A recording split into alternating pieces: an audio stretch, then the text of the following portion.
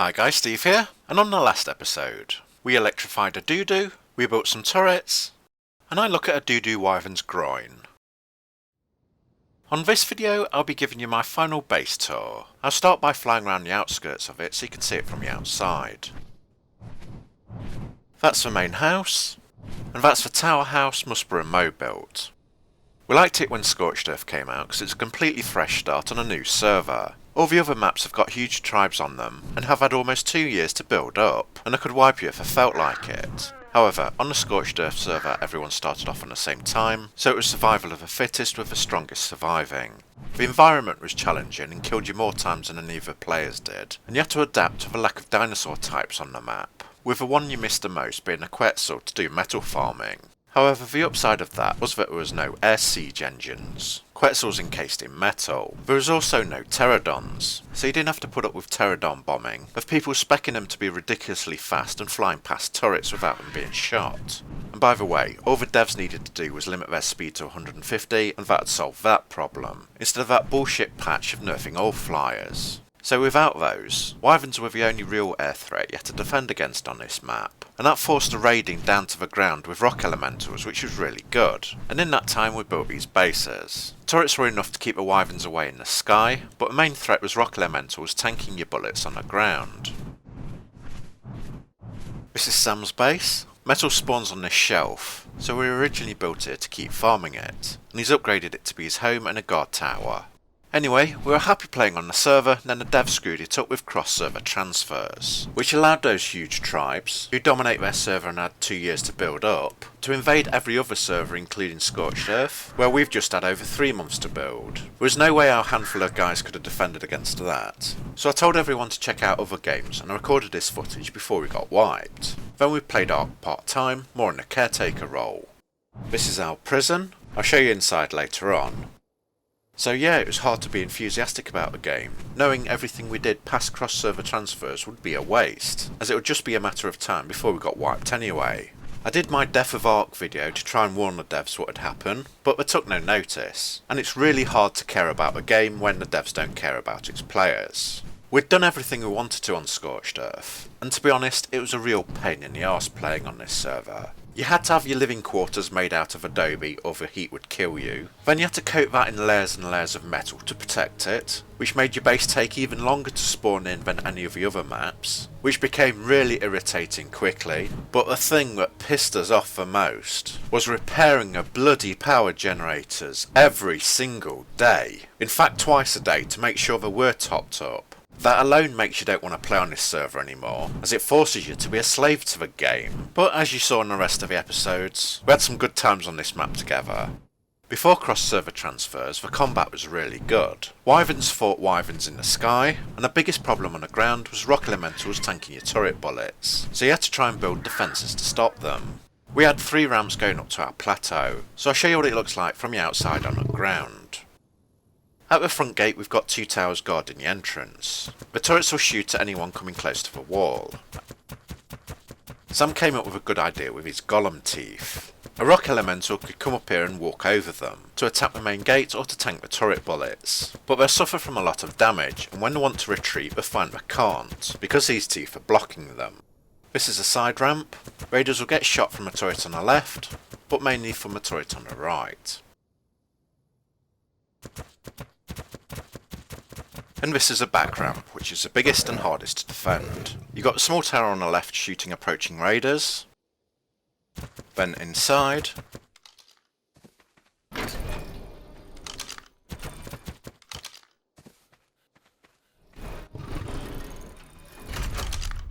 There's another ramp there which is on the inside. So we built a large tower in the middle to protect the back. Okay, let's start the tour properly from the front. That's the front right tower. The guys built another industrial forge on the outside because it was quicker and easier to unload. Then when the metal was done they could craft items next to it.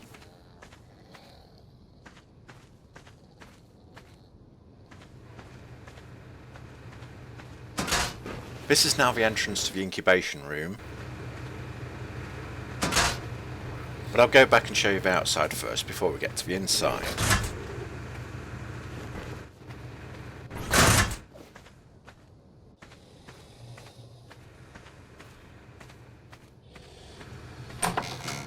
This was our first outside vault and crafting room.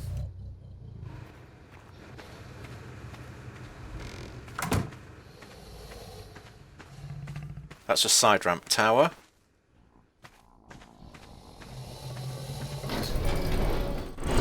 In here we kept mantises to see how long it takes to lay eggs. I was experimenting as part of my mantis egg video.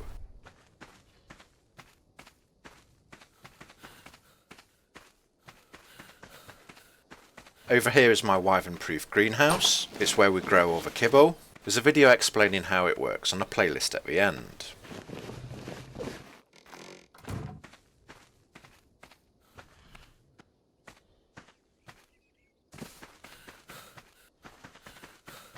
The small back ramp tower.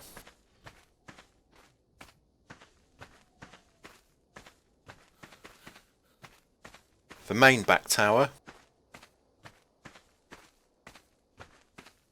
I'll get round to its door and then show you the inside. We didn't get around to putting internal doors in, and the central column would have been layered with floors. But like I said, most of our work stopped when we put cross-server transfers in. The top of the tower is dual layered, with adobe keeping you cool on the inside and metal protecting you on the outside. Each tower has its own backup generator, connected to the cables and power generators in the main house. So all the turrets on every tower are just powered by one generator. And if any of those cables get cut, the backup generator kicks in to power the tower.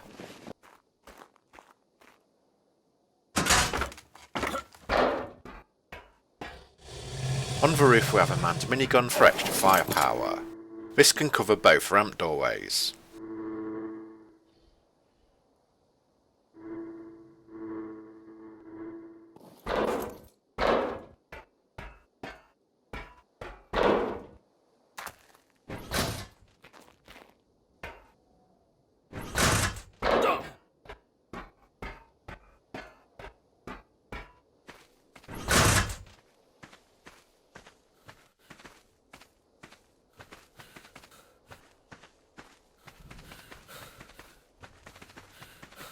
We have another tower guarding the internal ramp. And this is another greenhouse, built by somebody who didn't watch my video on how to make one properly, and did the layout wrong so most of it didn't work. That was going to be a bridge to the prison.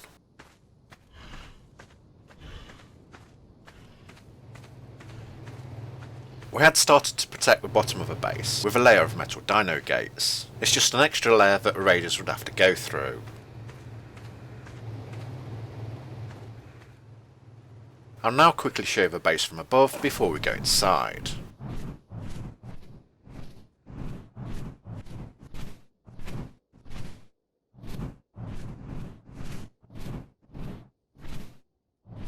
It covers a fairly big area, to say it was only built by a few people.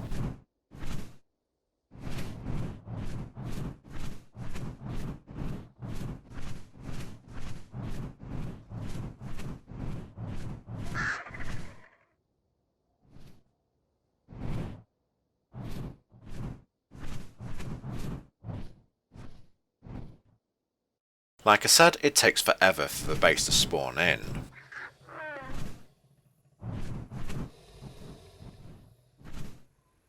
I'll give you a full tour of Musper's base once I finish the main house one.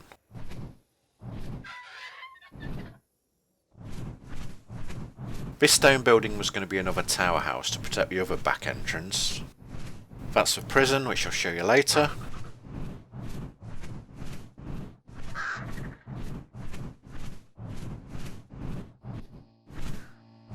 So let's now take a look inside.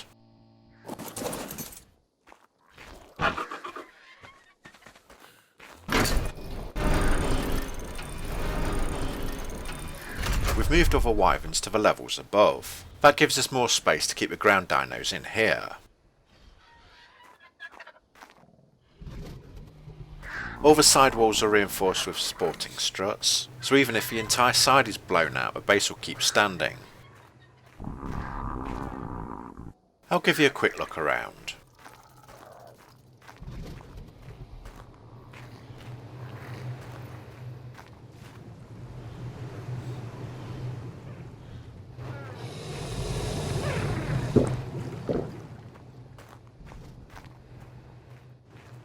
logged on one morning and found that Kane had converted my Wyvern parking space into a vault storage area. I wasn't happy about that, but he said he needed a space for storage. We used that shelf to store smaller land dinos.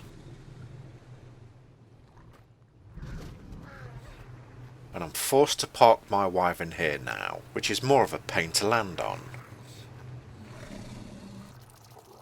Up here we keep all our smaller flyers. RGs we still use. They're now 120 ones, which were the best and we bred until they upped their level cap. This is just someone's secret storage area.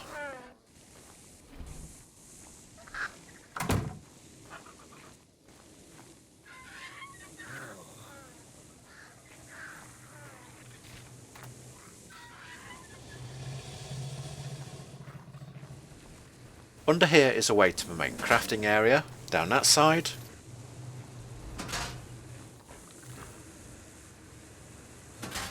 That's just turret refill. I'll show you the bottom floor before we get to this one.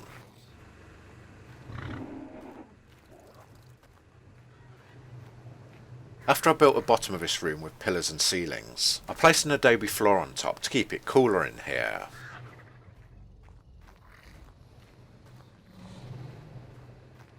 This is the way to our incubation room, where we hatch all our eggs.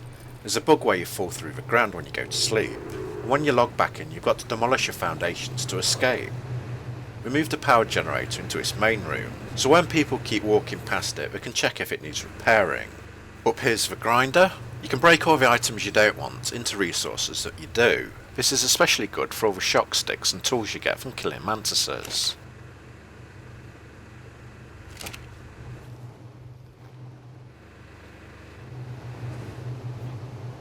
Those vaults store stuff what we might need when we're going out, like taming stuff or spare armour or weapons. These are the very first doors I came in from, next to the industrial forge.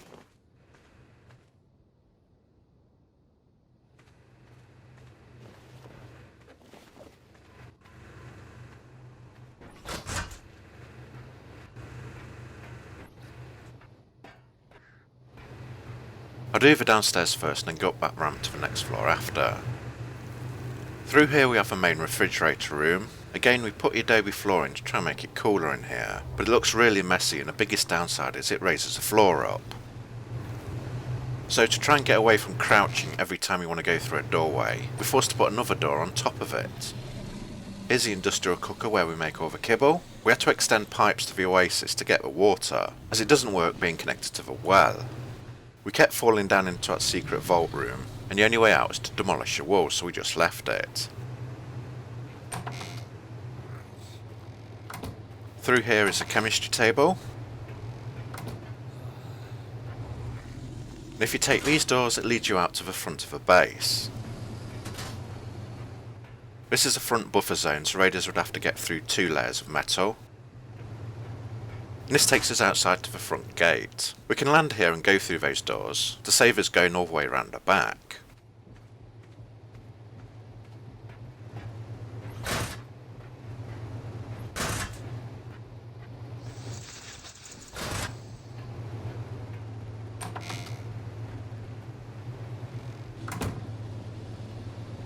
Up there is the backup generators. Our first industrial forge is here.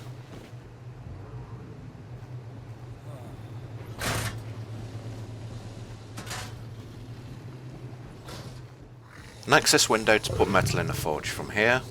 This brings you back to the main dino pen, where you could park a full ankylo here and unload the metal into the forge.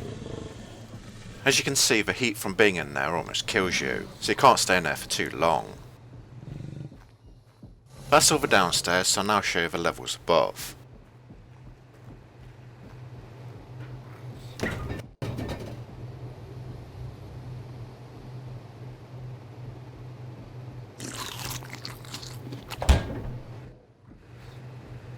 Go past our sleeping hole, so we don't get stuck under the foundations. Up this ramp is our middle storage. Here we kept more taming equipment and armour, and stuff we found when we went out, like saddles, etc.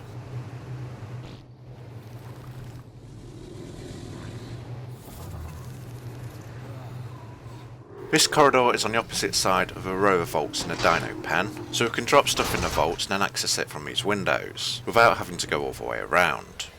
This is the entrance that I used before from the dino pen.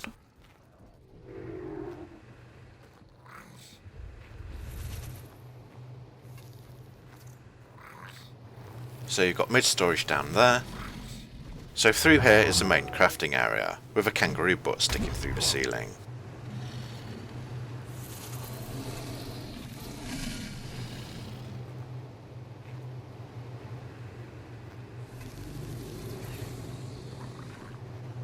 Extra storage.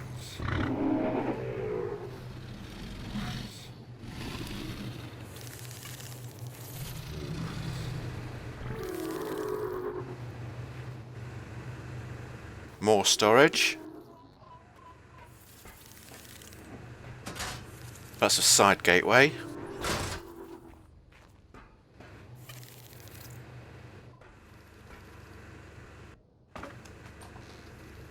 This takes us to the second level of the egg farm.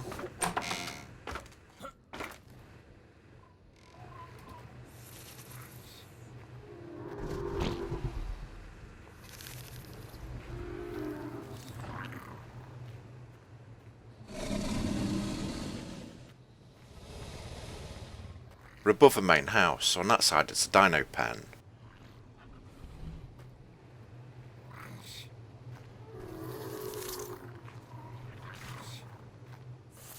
Down here is the first floor of the egg farm, plus we store the smaller dinos that we don't use.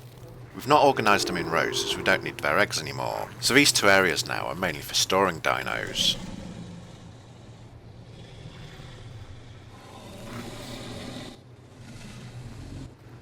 Just get a kangaroo unstuck.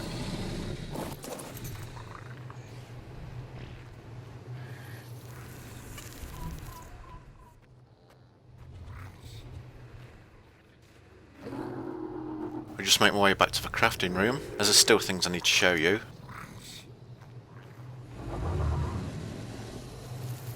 Behind this door we have a vault. We keep some weapons in there and the valuable crafting materials.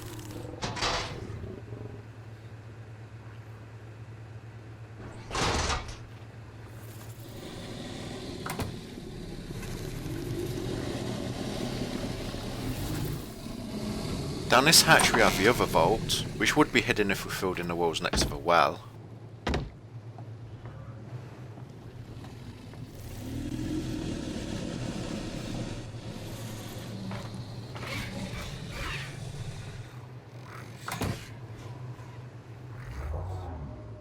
Down here is the top of the industrial forge, so when the metal's done we can come here to collect the metal and then take it back to the crafting room.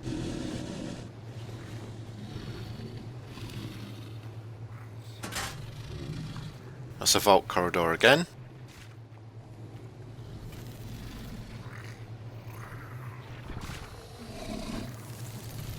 And down here is a backup generator room.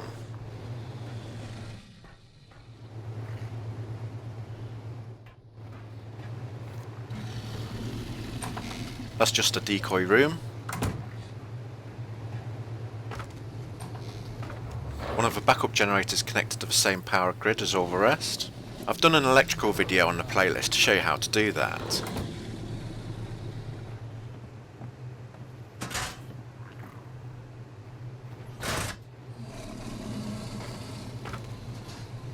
The generator's destroyed in this room, as when you put a generator on standby, there was no order number to which would turn on. So when the main generator gets destroyed, every single backup generator will turn on at the same time. That includes all the generators in the towers as they're all connected. So every time there's an electrical storm, you've got to go around every single generator turning them off by hand, which is a complete pain in the arse. This is a crafting room's vault, and I've put a refrigerator in here to keep the most valuable wyvern eggs.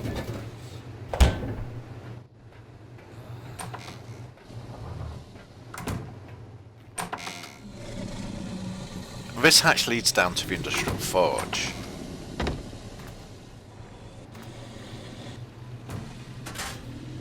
Like so. I need to go back to the dino pen so I can show you the top floors. Okay, this ladder is the main way up to the Wyvern pen on top of the base.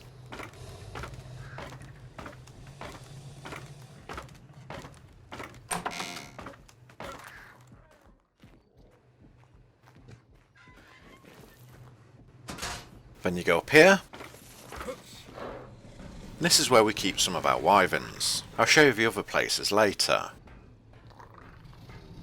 I'll walk around so you can see it better.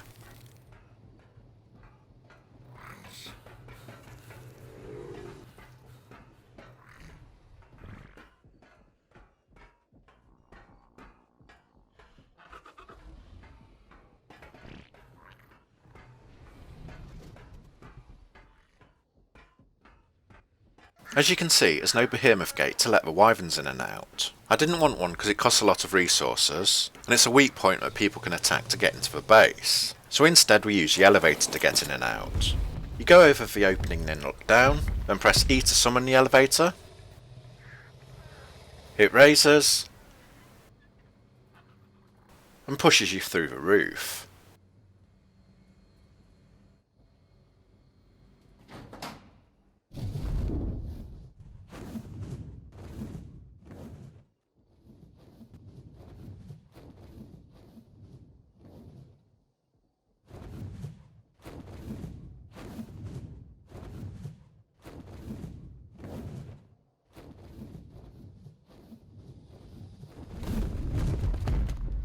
Then when you want to get back in the base, stand on the platform again, look down and press E, and it will pull you through the roof into the hangar.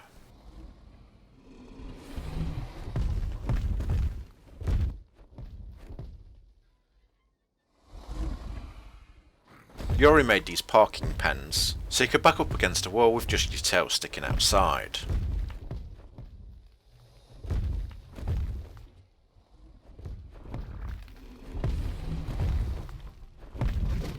That'll do.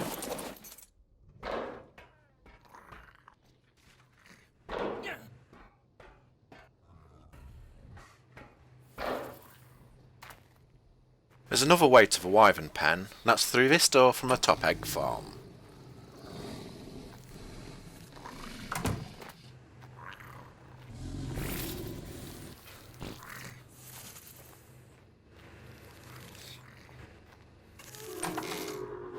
We are now in the top front section of the base.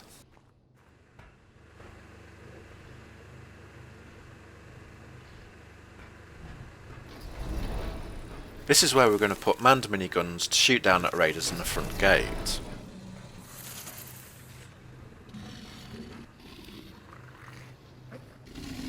If this area was under attack, it would need to be metal, but that'd make it too hot and the heat would kill you. There was always something else that needed to be farmed for, so we just left this as a buffer zone.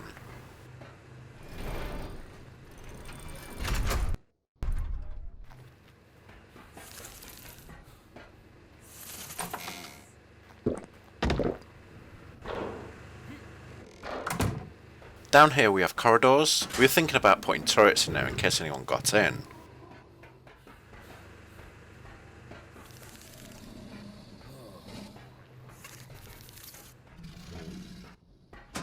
A centipede is guarding this one as it fell through the floor and there's no way of getting it out.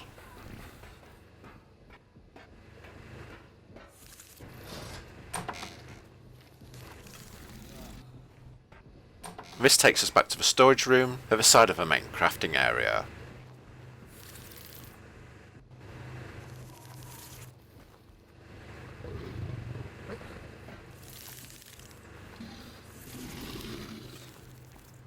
Where to go next? Try not to leave anything out. Down this hatch we have the front bottom of the base.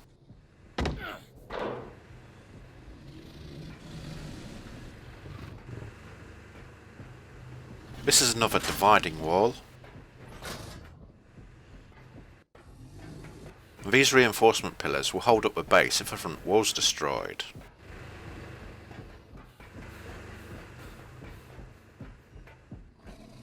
Through this door we'll go back to the chemistry table room.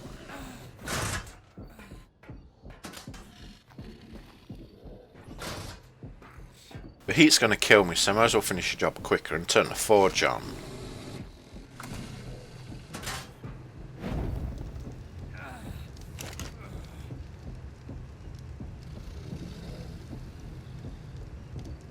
Okay, I've collected my stuff, now I can finish a tour of this base.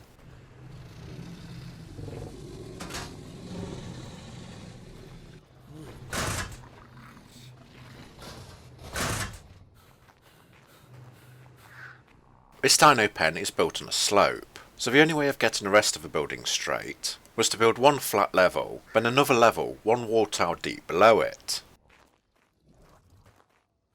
I'll show you underneath.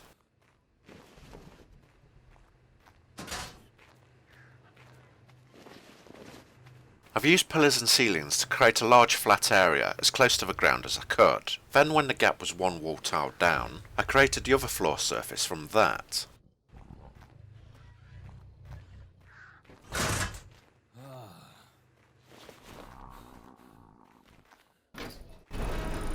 Okay, I think that's everything on the main house. So now I'm going to show you around Prosper's base tower.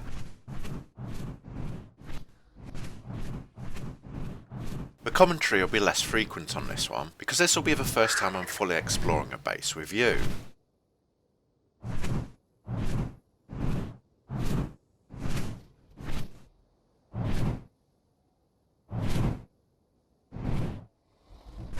I'll fly around first so you get to see it all from the outside.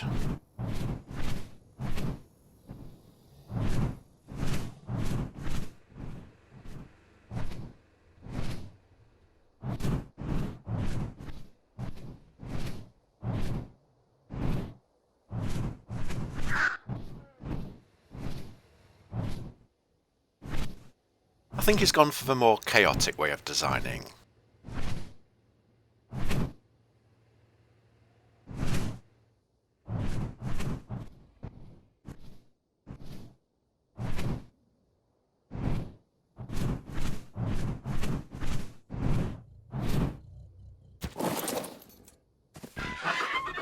Down here we have a pen where we keep all our Rexes.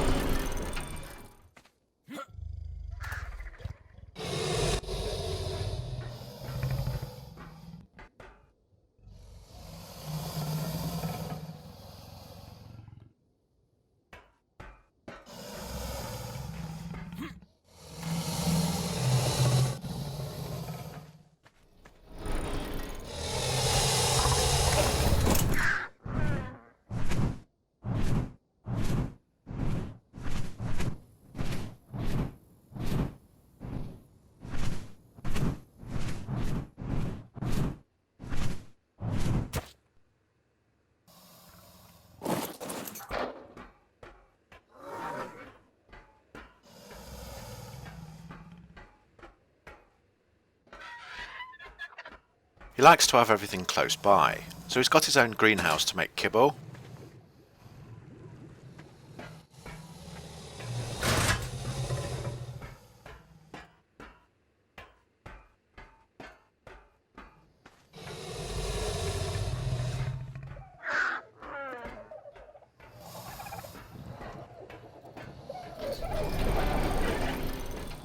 And this is his own egg farm. I'll check down the side first, as I've not been here before.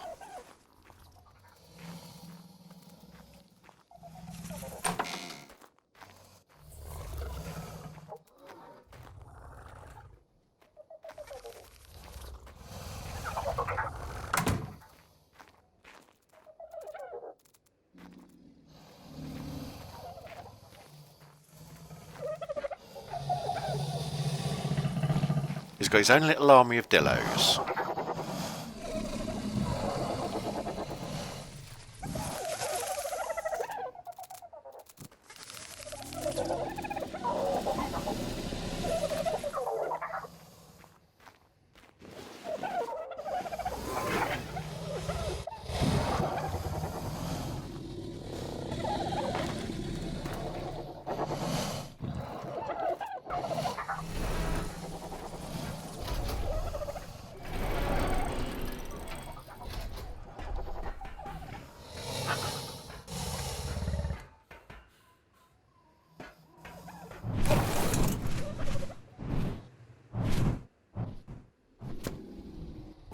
On the roof he's got an elevator to get his dinos in and out.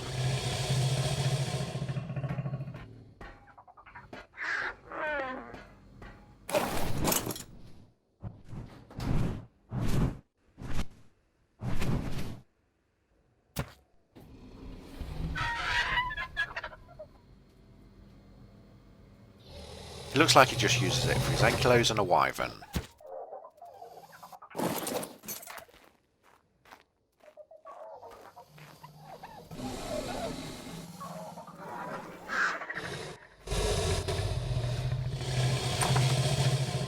I'll check out his corridors to see if there's anything there, or if it's just adobe to keep you cool with a metal shell.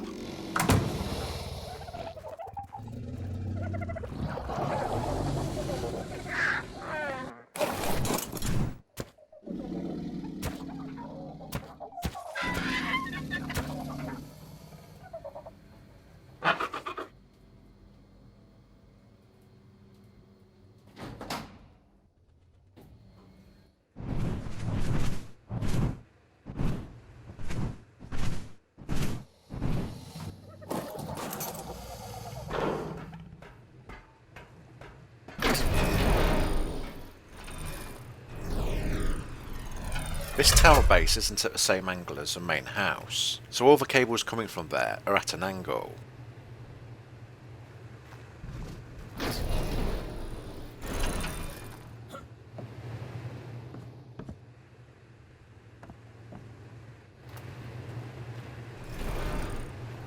I know this is the incubation room.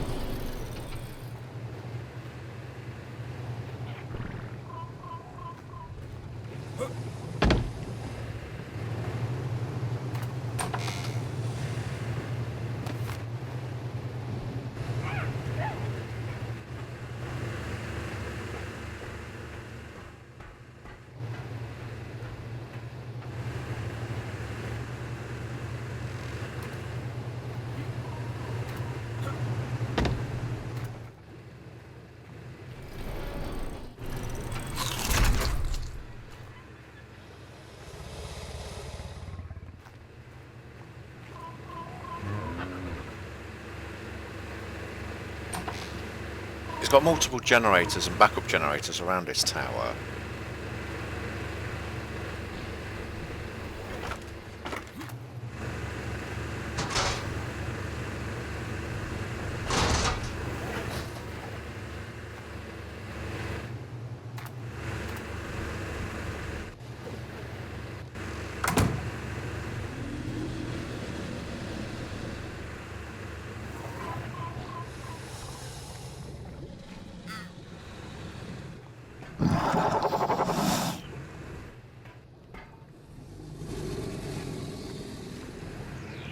Let's see what's on the level above.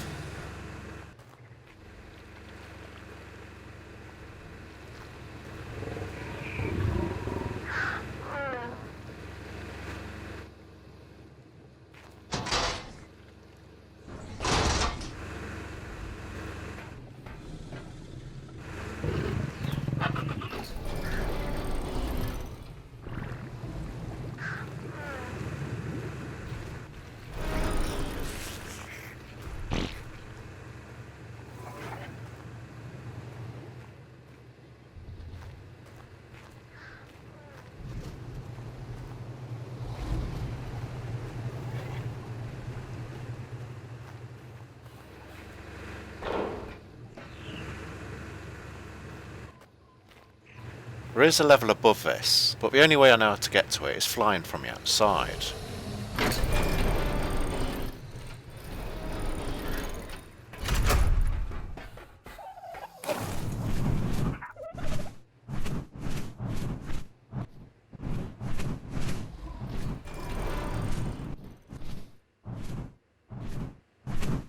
This is where Musbach keeps some of his wyverns. He was a fairly busy daddy.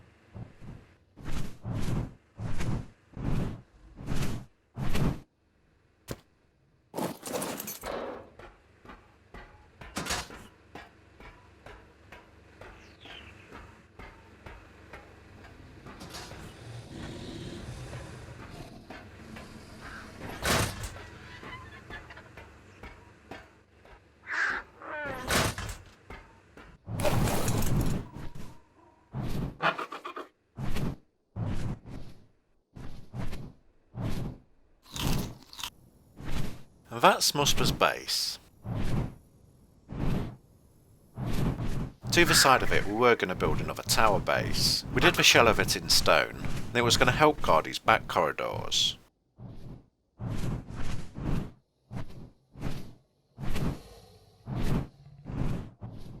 This is our prison. We built it up here because it was in the middle of a base, and only flyers would be able to get to it.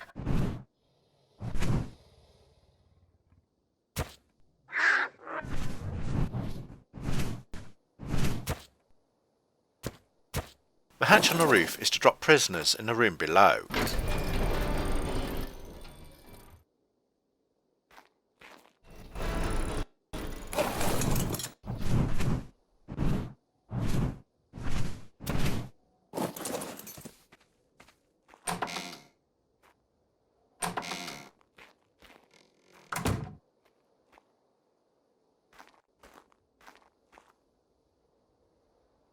Let's start with a generator room.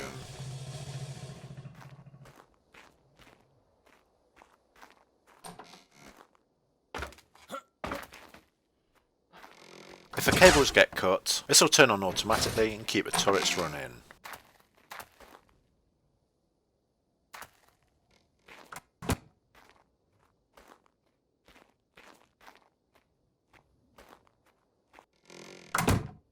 Inside there is a room where we keep the prisoners.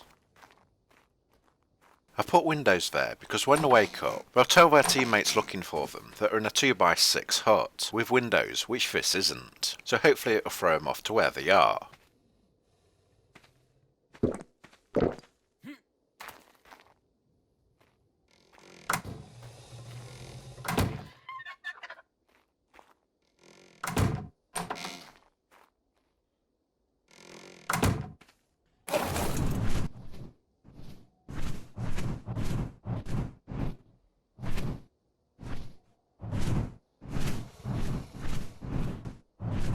This is Sam's base and a side guard tower. I'll fly around the outside before we go in and take a look.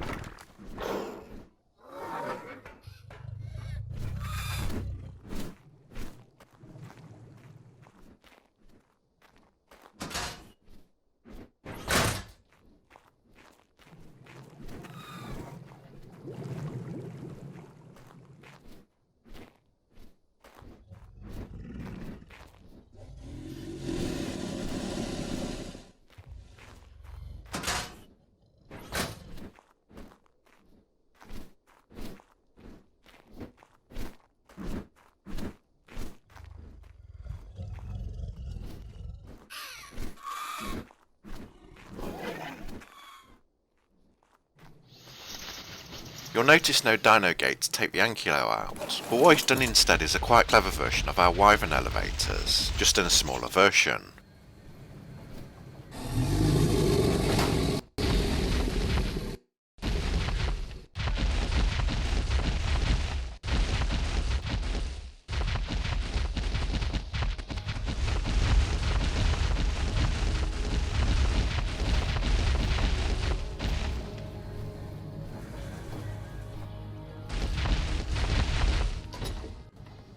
It's a good idea that I'll use on other bases, as there's no doors to blow up.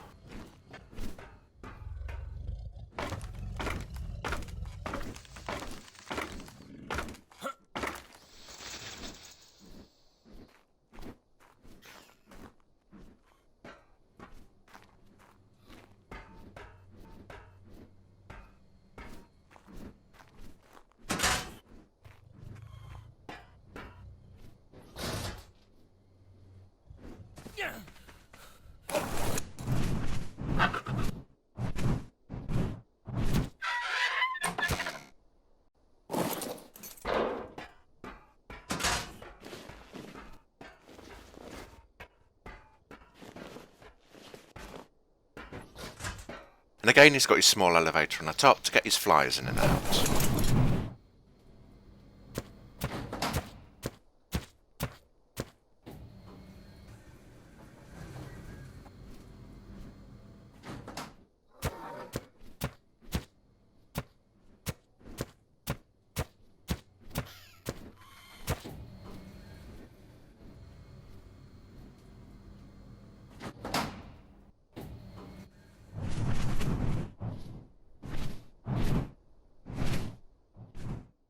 I always thought his base looked like a large industrial grill from the front. Most of this was built before the cross-server transfers came in, but when it did, all work stopped here, as a raiding tribe could transfer a couple of titans to this server, and just walk over and destroy every ground base. So instead we half-heartedly carried on building a sky base.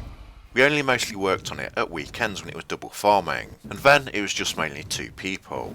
We built it on top of a mountain, above a best metal farm spot. We put the turrets on medium range so other people could still farm there. It would have been a good base if we only had to defend against wyverns, but now people can transfer quetzals in. They'll be able to carry the rock elementals up to tanker bullets.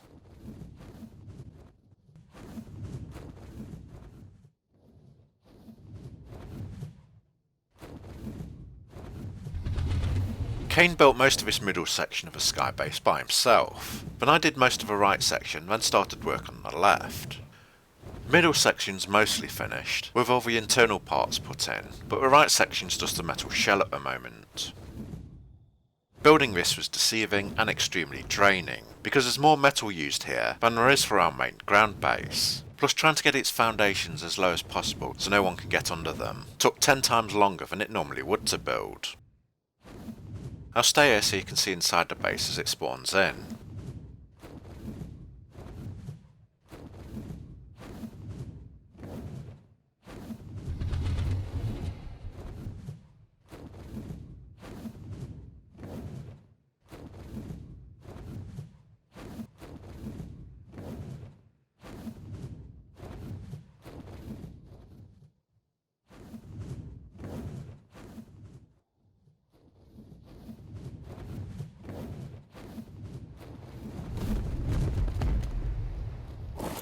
We have 2 different ways of unloading metal at this base. The first is to park an Enkilo next to this hatch, then open it up.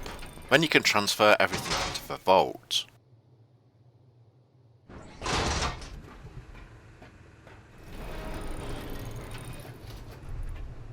On this one, again put the Enkilo next to the hatch, open it up and then throw all the metal down the metal chute. There's an industrial forge down there. Someone stands next to it with a whip, whips up the metal and then puts it in the forge. I'll show you when I'm next to it. Again we use the elevator to get the flyers in and out of base.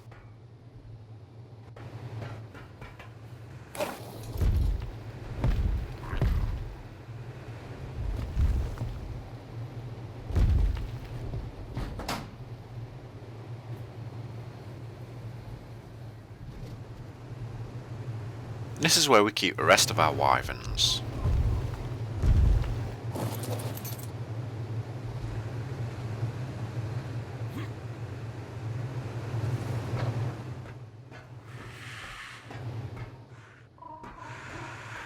That's the vault that sticks out the top of the roof. Then we've got another one going down to the main crafting area. If you stand in the middle, you can transfer all the items from one vault down to the other one.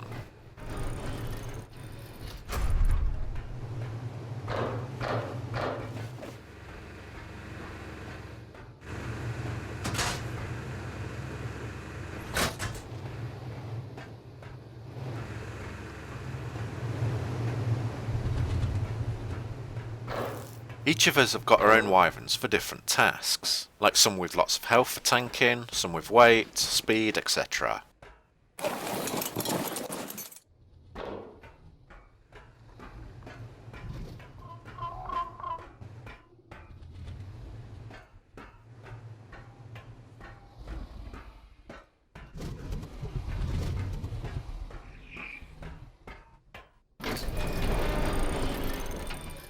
Down there is ground dino storage.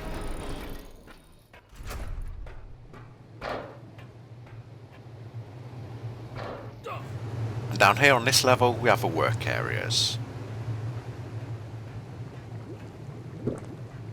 The kitchen.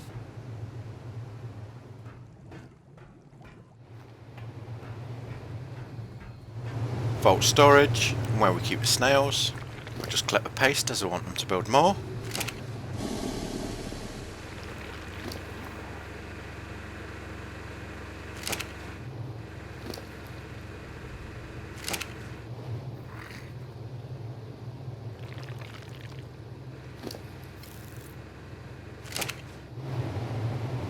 Aircons to hatch eggs.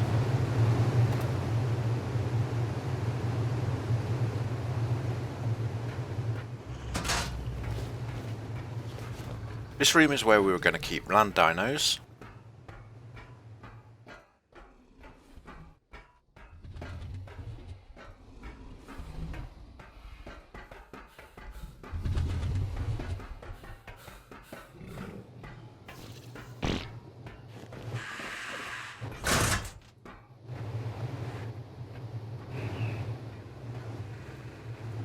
This room is the main crafting area.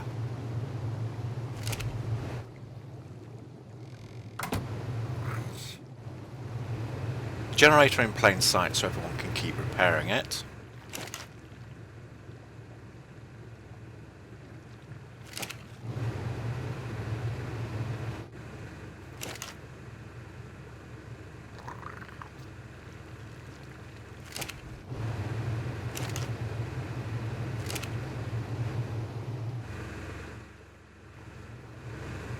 This is a vault on the second level, next to the one sticking out the roof of the base.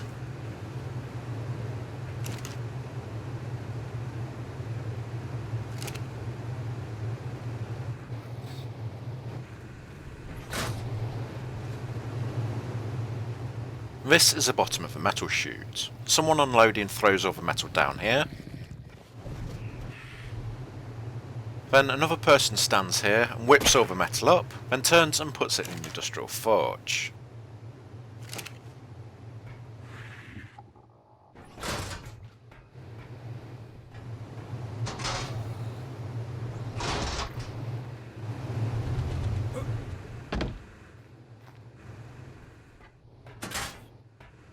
We unload the metal from this side and put it in the vaults behind us.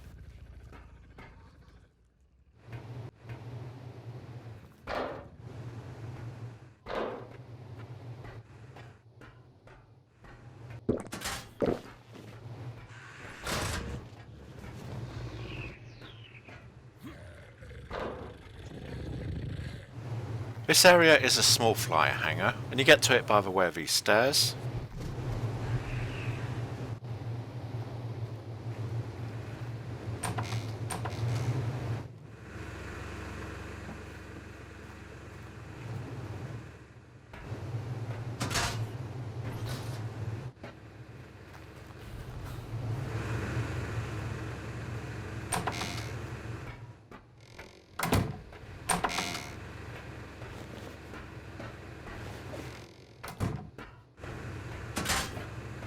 It's a long way down, and we fell off a few times building this thing.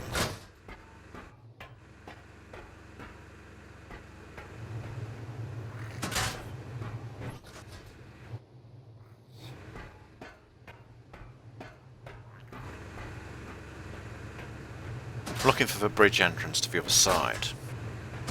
There it is. There's nothing in this one at the moment, but I'll show you once I finish with this side.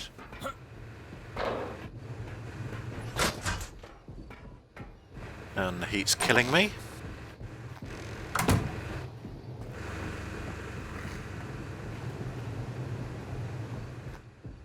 There's a bit more storage up here.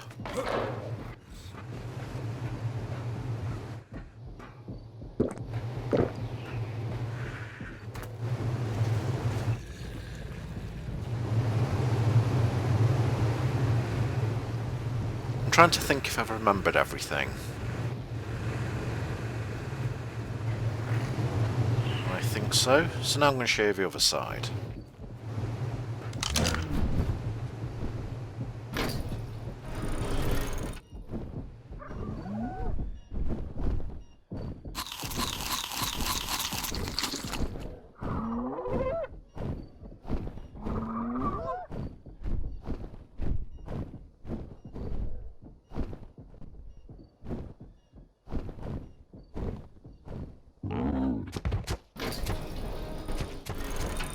I only worked on this one until it was enclosed, when I spent the rest of my time working on the final side.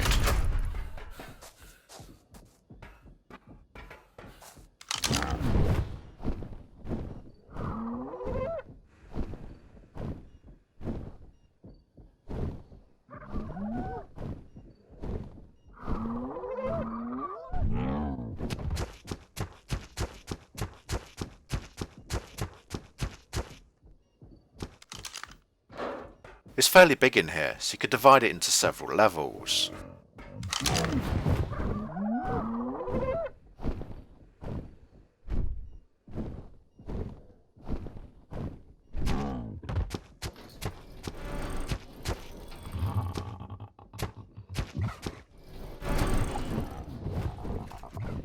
Both base sections are at the exact same height and angle.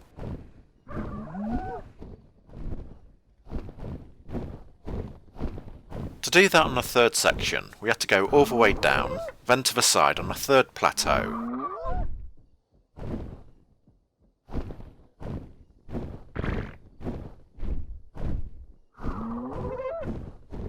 When we got the height the same, we can move to the side and start doing the foundations, which were a complete pain in the butt. Trying to get all these as low as possible, and getting as much flat floor space as I could at all these different heights wasn't easy. But I suppose showing it you like this gives you an idea of what you need to do.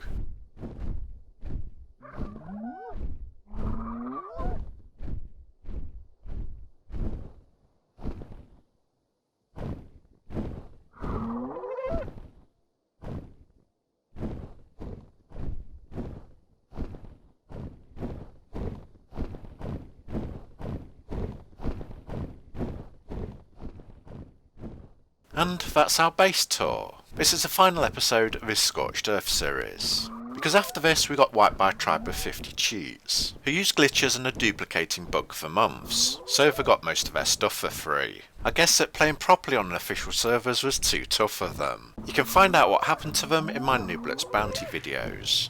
But that allowed me to post these videos and move on to bigger and better things. Good news and more good news. Next I'll be working on the videos of all the raids we had on this server. Then, when those are done, I'm finally starting my proper Let's Play series, which I'm really looking forward to. Thanks for watching everyone, and if it was helpful and you enjoyed it, please like and subscribe. And don't forget to check out my other ARK videos on the playlist at the end. Goodbye and see you next time.